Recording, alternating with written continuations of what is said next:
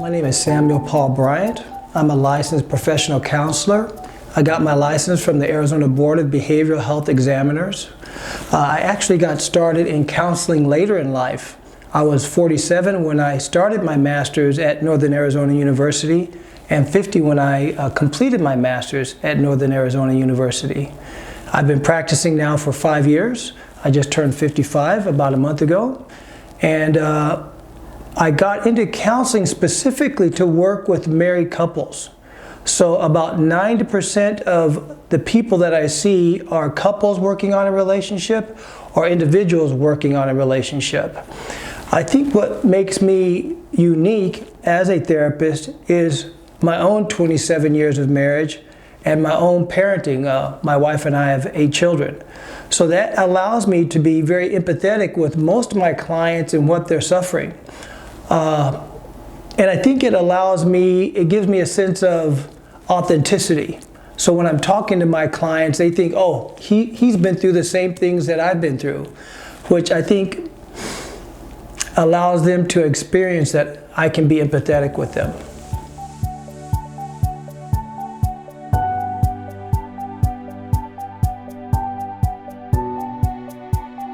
I was inspired to go back to school at 47, partly because of necessity. I was at a turning point in my life and I knew I needed to find some work, but I wanted to find a career. I didn't want to just go into any job.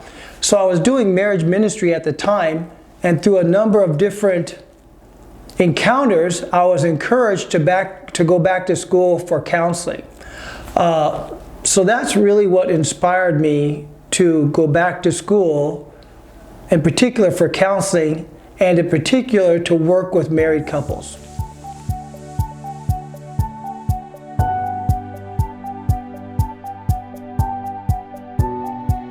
I was inspired to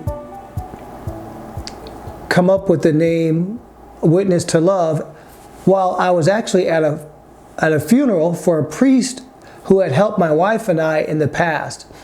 At that funeral, when another priest was eulogizing him, he said, and the priest's name actually was Father Doug Lorig. Father Doug Lorig had one time told his priest friend, I feel like God put me on the earth to be a witness to love.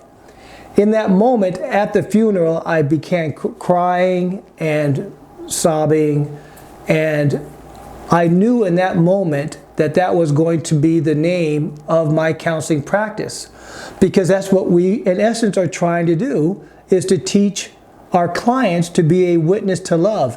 What's a more powerful thing that we can do for a couple is to witness to love for them. So I have learned as a Catholic therapist that my primary role is to be the face of Christ to whoever comes into my office. That doesn't mean I'm going to proclaim Christ to them in some theological fashion.